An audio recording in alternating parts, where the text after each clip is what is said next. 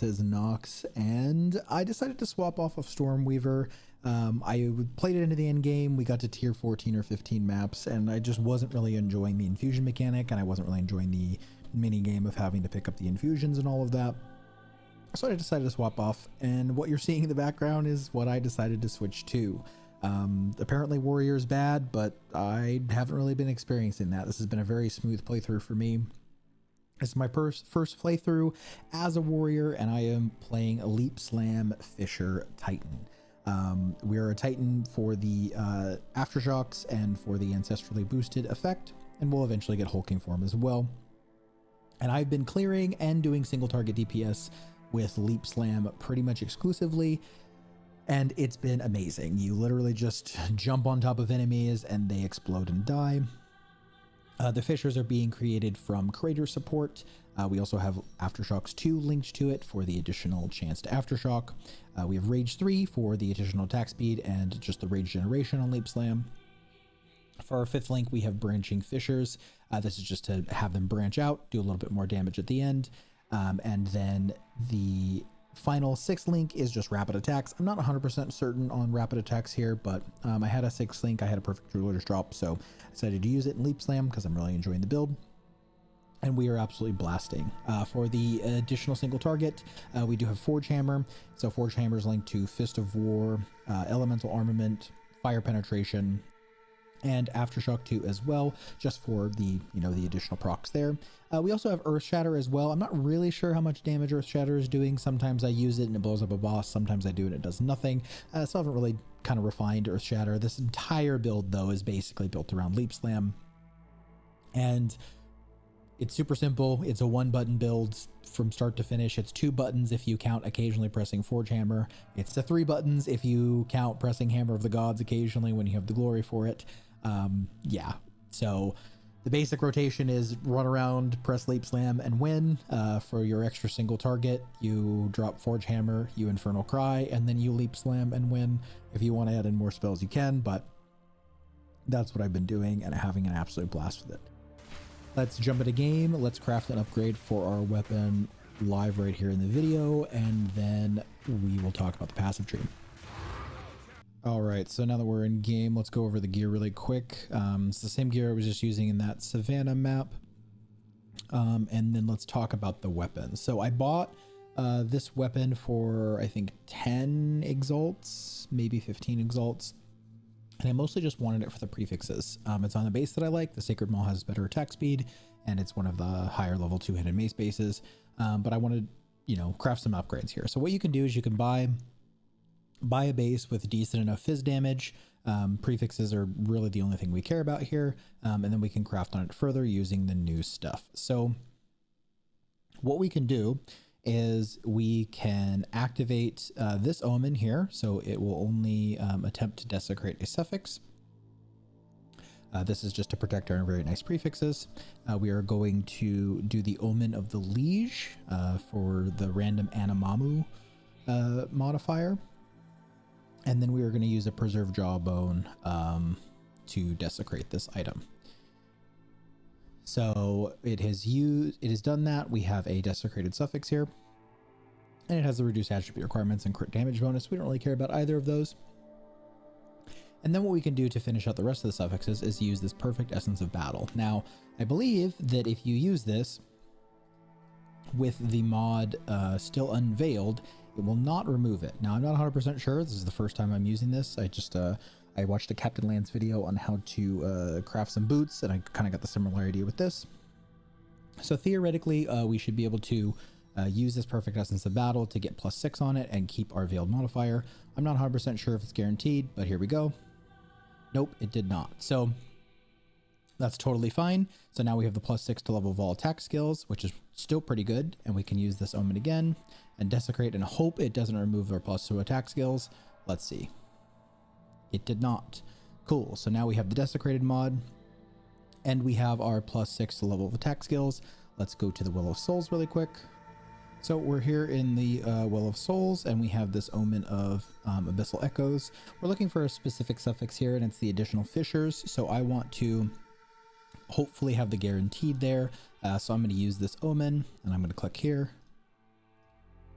I'm going to click reveal. Perfect. Fissure skills have a chance to generate an additional fissure, which is exactly what we're looking for. We click that, click confirm.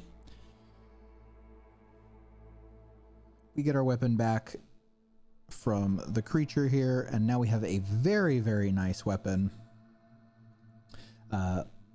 Very high damage, +6 to level vol attack skills, and fissures have a 28% chance to generate an additional fissure.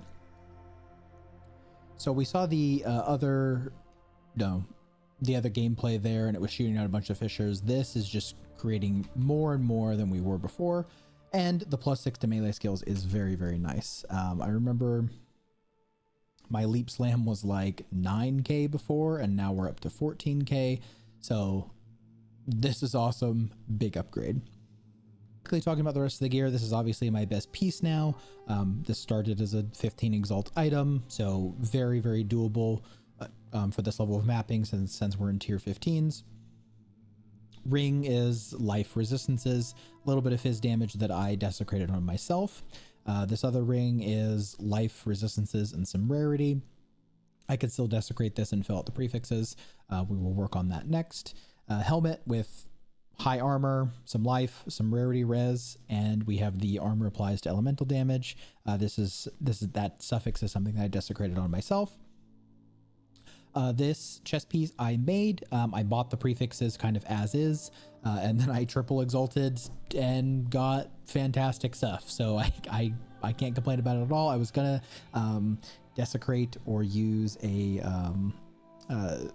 essence for one of the suffixes, but these turned out really well, so I'm just gonna keep it as is. Belt is life res strength.